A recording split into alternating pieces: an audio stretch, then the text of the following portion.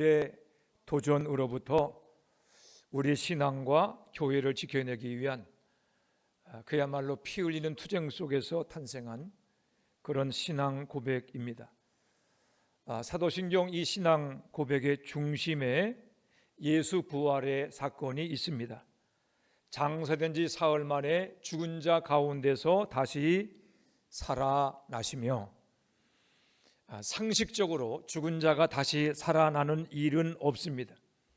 하지만 십자가에 달려 죽임을 당하시고 또 그 죽음을 확인하기 위해서 창으로 옆구리를 찔려 물과 피를 다 쏟은 예수님의 시신이 장사된 지 사흘 만에 다시 살아났다고 하는 이 부활의 사건을 교회는 여전히 우리 신앙으로 고백하고 있습니다. 우리가 성경을 자세히 읽어보게 되면 예수 부활의 신앙은 개인의 고백이기 이전에 교회 공동체의 고백이었습니다.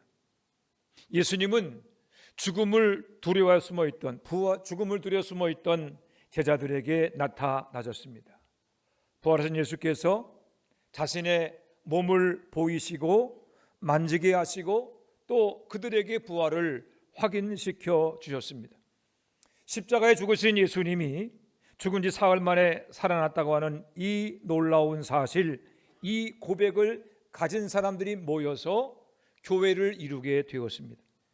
교회는 예수 부활의 기쁜 소식을 사람들에게 전했고, 그 소식을 듣고 예수를 믿게 된 사람들이 역시 교회 안에 들어오므로 이 부활의 진리는 오늘까지 우리에게 이어지고 있는 것입니다. 하지만 교회가 고백하는 예수 부활의 신앙은 세상으로부터 철저하게 배척당할 뿐만 아니라 지난 2000년 동안 끊임없이 공격을 받고 있습니다. 어떻게 죽은 자가 살아날 수 있느냐는 것입니다. 오늘도 마찬가지입니다. 교회 밖에서도 이 부활을 외쳐가지만 교회 안에서도 예수 부활을 믿지 않는 사람들이 있는 것을 보게 됩니다. 예수를 믿는다고 하지만 다른 건 다 믿어도 예수님이 죽음을 이기고 부활하신 것은 믿을 수 없습니다. 그렇게 이야기하는 분도 있는 것을 봅니다. 그 결과 교회가 점점 생명력을 잃어가고 있는 것을 봅니다. 우리 기독교는 부활의 종교입니다. 만일 예수께서 우리 죄를 대신 지시고 십자가 달려 죽으신 것으로 모든 것이 끝났다면 예수님의 죽음은 사실 우리에게 아무런 의미가 없습니다. 예수님의 죽음도 부활이 있었기 때문에 우리에게 속죄의 은혜가 된 것이고, 예수님이 죽음을 이기시고 부활하셨기 때문에 우리도 죽음을 이기고 부활할 것을 믿는 것입니다. 예수님이 죽음을 이기시고 부활 승천하셨기에 우리는 예수님의 재림을 기대하며 우리도 영원한 천국에 들어가게 될 것을 소망하며 살아가고 있는 것입니다. 사랑하는 여러분, 예수 부활이 없었다면 우리는 어떻게 되었겠습니까? 사도 바울은 고린도전서 15장 18절에서 이렇게 말합니다. 그리스도 안에서 잠자는 자는 망하였을 것이다. 예수 부활이 없다면 예수를 믿다가 죽은 사람들은 다 망한 것이다. 그것만이 아닙니다. 예수 믿다 죽은 사람뿐만이 아니라 지금 예수를 믿고 있는 사람도 다 망한 것이다 라고 하는 그런 뜻입니다. 부활이 없다면 죄사함도 없습니다. 죄사함이 없으면 구원도 없고 천국도 없고 영생도 없고 재림도 없습니다. 부활이 없다면 오늘도 예배하는 우리 모두는 세상에서 가장 불쌍하고 비참한 신세가 되는 것입니다.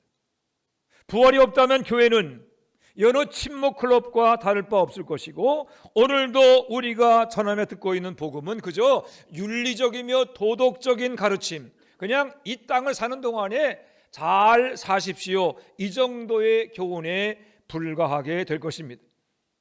그러나 여러분 염려하지 마시기 바랍니다. 예수님은 죽음을 이기시고 부활하셨습니다.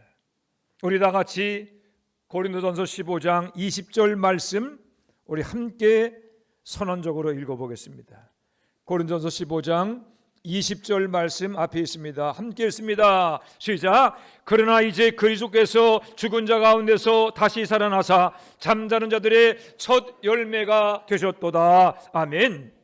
우리는 뭐든지 첫 열매를 보면 이 열매를 통해서 곧이어 다른 열매가 달리게 될 것이구나 라고 하는 것을 기대할 수 있습니다.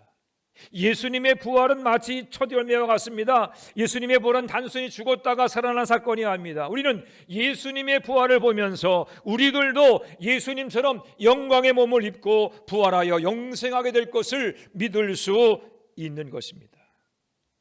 부활을 믿지 못하고 있던 고린도 교인들을 책망한 바울 사도는 곧이어서 어떻게 하면 부활 신앙으로 승리할 수 있는지 그 비결을 우리에게 가르치고 있습니다. 첫째로 부활의 신앙으로 승리하려면 견실해야 합니다. 우리 한번 15장 58절 말씀, 15장 58절 말씀 함께 읽어보겠습니다. 앞에 나와 있는데 58절 읽습니다. 시작. 그러므로 내 사랑자들아 견실하며 흔들리지 말고 항상 주의 일에 더욱 힘쓰는 자들이 되라. 이는 너희 수고가 주 안에서 헛되지 않은 줄 알미니라. 아멘. 여러분, 우리가 부활신앙으로 승리하려면 첫째로 바울 사도는 견실해야 한다라고 말하고 있습니다. 견실하다는 말은 의자를 바닥에 단단하게 고정시켰다라고 하는 그런 의미입니다. 우리 집에서 가구들을 바닥에 고정해 놓지 않습니다. 언제든지 옮길 수 있도록 책상이건 또 식탁이건 그렇게 그냥 놔두지요. 그런데 먼 바다를 항해하는 배를 타보게 되면 의자와 책상을 비롯한 모든 가구들을 바닥에 단단하게 고정해 놓은 것을 볼 수 있습니다. 왜 그렇게 배에서는 가구들을 바닥에 단단히 고정해 놓습니까? 풍랑이 일 때, 폭풍우를 만났을 때 가구들이 이리저리 흔들려서 배가 파손되거나 또 그 가구들 때문에 선원이나 승객들에게 부딪혀서 부상을 당하지 않도록 하기 위해서 배 안에서 모든 가구는 단단하게 바닥에 고정해 놓는 것입니다. 견실하다는 말은 그렇게 바닥에 가구들을 고정시킨다는 단어에서 나온 것입니다. 그래서 확고부동한, 요동하지 않는, 안전한 그런 뜻을 가지고 있습니다. 바울 사도가 우리에게 견실하라고 할 때 우리의 신앙을 어디에 고정시키라고 한 것입니까? 하나님의 말씀 곧 성경에 고정시키라는 것입니다. 내 생각과 경험이 아니라 성경 말씀이 우리의 신앙, 부활의 믿음을 단단히 고정시키라고 한 것입니다. 우리의 부활 신앙도 마찬가지입니다. 우리의 부활 신앙은 세상으로부터 온 것이 아닙니다. 오히려 세상은 부활을 거부하고 거짓이라고 공격합니다. 세상은 상식과 과학으로 부활을 증명해 보라고 말하기까지 합니다. 그러나 여러분, 상식과 과학은 고정된 바닥이 없습니다. 상식은 지역과 시대에 따라 달라집니다. 과학도 새로운 발명과 발견 앞에서 계속 수정됩니다. 오직 변하지 않는 단단한 기초는 하나님 말씀밖에 없습니다. 그래서 우리는 부활신앙을 상식이나 과학으로 또는 경험으로 검증하려 해서는 안 됩니다. 부활은 인간의 이성을 초월하는 하나님의 사건이기 때문에 오직 성경의 기초 위에 세워져야 하는 것입니다. 부활을 증언하고 부활을 선포한 하나님 말씀에 우리 신앙을 단단하게 못 박아 세워둘 때 우리는 세상의 공격으로부터 우리의 부활신앙을 지켜낼 수 있는 것입니다. 사도 바울도 부활이 없다고 말하는 고린도 교인들에게 부활의 신앙이 성경 위에 세워진 것임을 강조했습니다. 고린도전서 15장을 시작하며 바울은 내가 받은 복음과 너에게 전한 복음을 전한다고 하면서 그 복음의 기초를 이렇게 설명합니다. 고린도전서 15장 3절 내가 받은 것을 먼저 너에게 전하였노니 이는 성경대로 그리스도께서 우리 죄를 위하여 죽으시고 예수님의 죽으심은 우연한 사건이 아니라 성경에 예언되어진 대로 성경에 기초한 죽음이었다는 것입니다. 예수님의 죽으심이 성경의 예언을 이룬 것임을 설명한 사도 바울은 곧이어 예수님의 부활도 이렇게 설명합니다. 4절입니다. 장사 지낸 바 되었다가 성경대로 사흘 만에 다시 살아나사. 예수님의 죽음도 성경대로, 예수님의 부활도 성경대로 이루어졌다는 겁니다. 그리고 이 성경의 증언을 언급한 바울 사도는 이어서 예수님의 부활을 눈으로 직접 목격한 증인들을 이야기합니다. 사람들은 부활을 목격한 증인들의 증언이 더 신뢰할 만하다 그렇게 생각할 것입니다. 하지만 사도 바울은 법정에서 위증하는 거짓 증언들을 보았습니다. 예수님도 거짓 증인들에 의해서 십자가 달려 죽으셨습니다. 바울은 그래서 부활을 증언할 때도 목격자들의 증언보다 먼저 성경의 증거를 앞세우므로 하나님의 말씀만이 신앙 고백의 기초임을 강조한 것입니다. 사랑하는 여러분, 우리의 신앙은 어디에 뿌리를 두어야 합니까? 하나님 말씀 성경입니다. 성경에 우리의 신앙을 견고히 세울 때 우리는 세상의 시험과 유혹과 공격 앞에서도 흔들리지 않는 부활의 신앙으로 살아갈 수 있게 되는 것입니다. 신앙의 위기, 그것은 곧 말씀의 위기입니다. 성경이 우리의 신앙을 든든히 세워가시기를 바랍니다. 하나님 말씀에 든든히 서는 화천제일교회가 되시기를 바랍니다. 그리함으로 세상의 풍랑에 흔들리지 않는 견고한 신앙으로 날마다 승리하는 여러분들이 되시기를 바랍니다. 두 번째로, 부활의 신앙으로 승리하려면 흔들리지 말아야 합니다. 사도 바울은 견실하며 흔들리지 말며 이렇게 말했습니다. 견실하다는 말이 기초를 견고하게 세운다는 뜻이라면, 흔들리지 않는다는 말은 원래 세워진 그 자리에서 움직이지 않는다라고 하는 그런 뜻입니다. 이것은 하나님께서 우리에게 주신 각자의 자리를 지키는 것을 뜻합니다. 성경은 예수를 믿는 우리 한 사람 한 사람을 일컬어서 예수님이 머리 되시는 몸의 지체라고 말합니다. 우리 가운데 손의 역할, 발의 역할, 귀와 코 역할을 하는 각기 다른 역할과 은사가 있습니다. 그 말은 하나님께서 우리를 구원하시고 우리를 교회로 부르실 때에 각자의 은사와 사명을 따라서 여러분들에게만 주신 특별한 자리가 있다는 그러한 뜻입니다. 여러분들은 각기 다른 지체입니다. 각기 다른 은사로 교회를 섬기며 각기 다른 사명으로 주님을 섬겨야 합니다. 어떤 이는 찬양대로 교회를 섬기고, 어떤 이는 교사로 교회를 섬깁니다.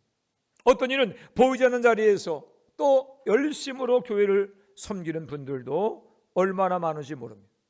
우리 화천제일교회가 117년의 역사를 자랑하며 이처럼 아름다운 예배당을 잘 가꾸며 주님이 사랑하시는 든든한 교회라고 하는 공동체를 세워갈 수 있게 된 것은 각자의 자리에서 충성되게 교회를 섬기는 많은 분들이 있기 때문입니다.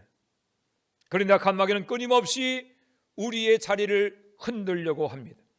은사의 자리를 흔들고 사명과 직분의 자리를 흔듭니다. 그래서 그저 예배당에 한 번 오고 가는 것으로, 그냥 일주일에 한 번 예배에 참석해 주는 것으로 만족하게 하고, 바쁘고 분주하다는 이유로 주님이 내게 주신 직분과 사명을 소홀히 하도록 만들기도 합니다.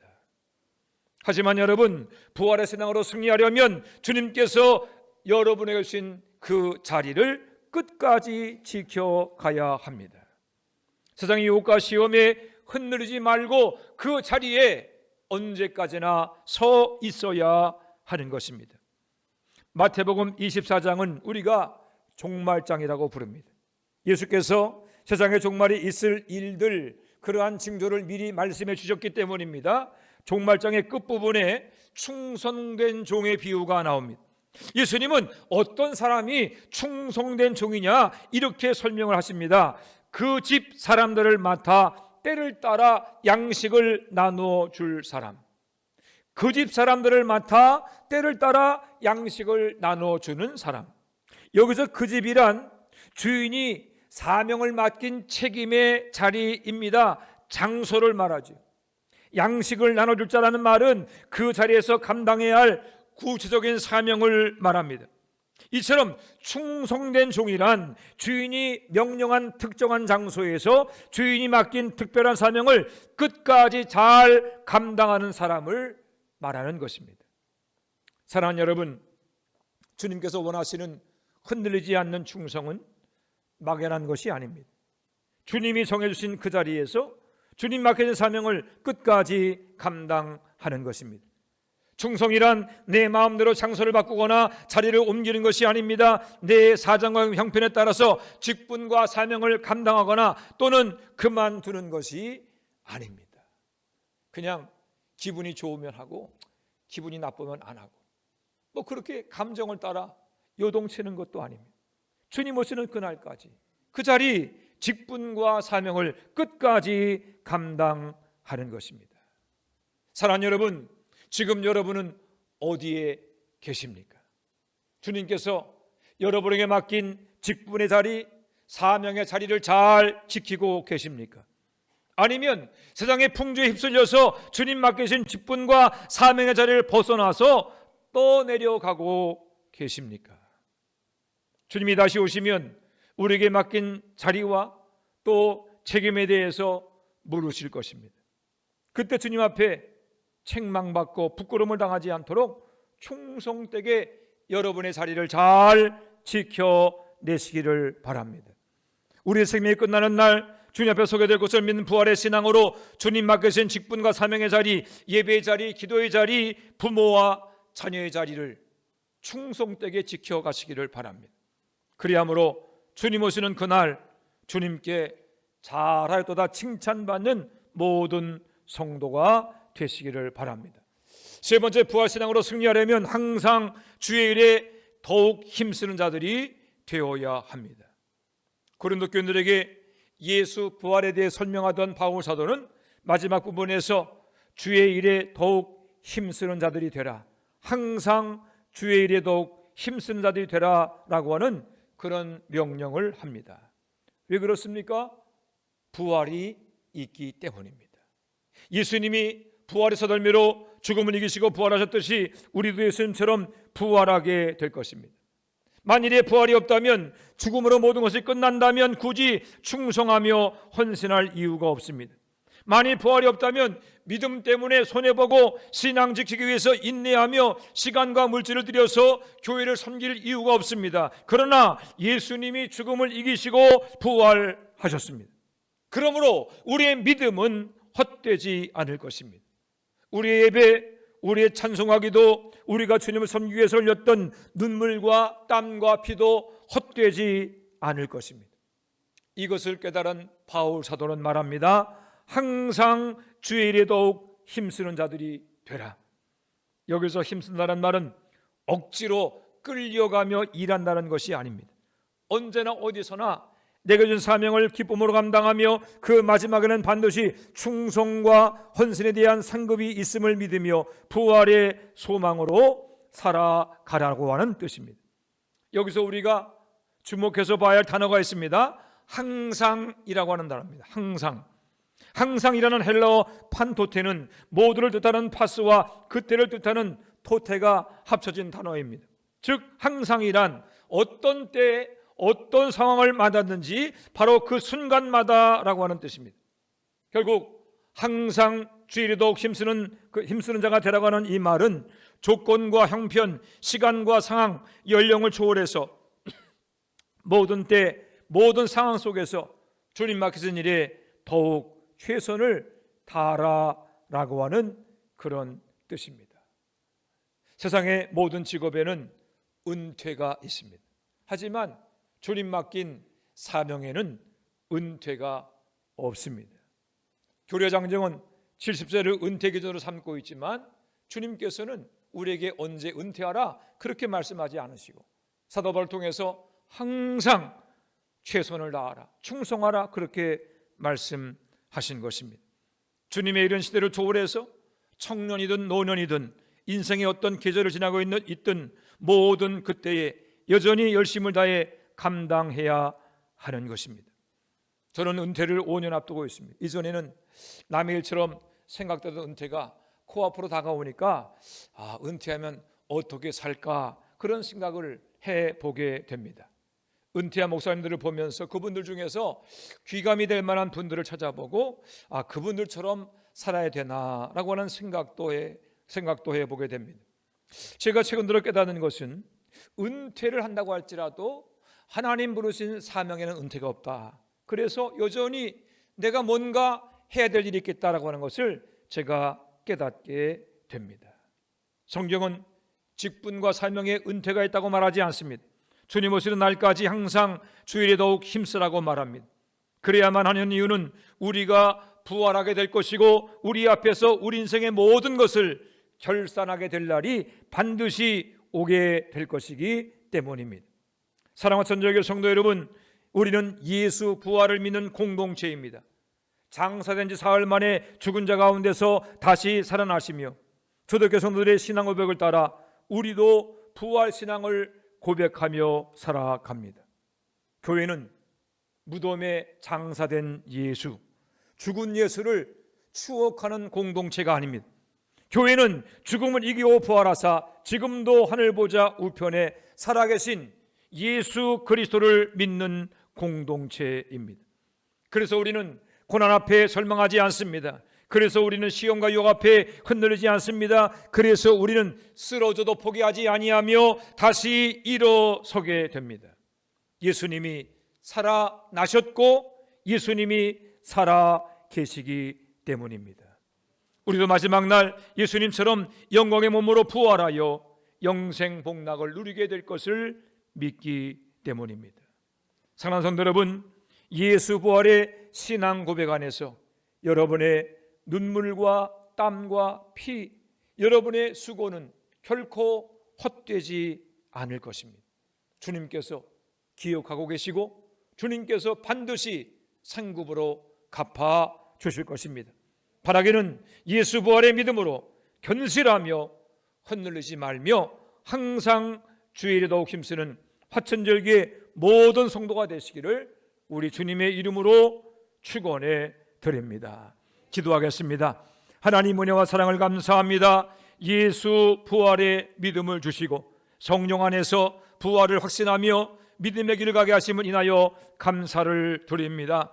아버지 하나님, 세상은 부활을 배척하며 또 부활이 없다고 말하지만 그러나 우리는 성경이 증언하신 그 부활의 믿음을 고백하며 오늘도 부활의 신앙 가운데 살게 하심을 인하여 감사를 드립니다. 하나님, 간절히 원하옵기는 사도 바울이 오늘 말씀을 통해서 우리에게 증거한 것처럼 언제나 부활의 믿음을 가지고 살게 하시고 견실하며 흔들리지 말며 항상 주의 일에 더욱 힘쓰는 그러한 삶을 살게 하여 주시옵소서. 그래서 머지않아 주님께서 이 땅에 다시 오시게 될 때에 주님 앞에서 우리의 모든 수고와 눈물과 땀과 또 흘린 피를 주님 인정받으며 보상받게 하시고 잘하였도다 주님 칭찬받는 모든 성도가 되게 하여 주시옵소서. 주님 기도합니다. 화천절교회가 부활의 신앙에 든든히 세워지게 도와주시고 주님 오시는 그날까지 예수 부활을 담대하게 선포하며 죽어가는 많은 영혼들을 구원하는 주님 기쁘시게 하는 그러한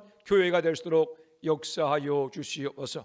오늘도 성령으로 말미암아 부활의 신앙을 우리가 굳게 붙들게 하시고 부활의 신앙을 따라 힘써 주님과 동행하며 힘써 복음을 전함으로 하나님께 영광 돌리는 그러한 복된 성도로 살게 하여 주옵소서. 감사드리며 예수님의 이름으로 축복하며 기도했사옵나이다. 아멘.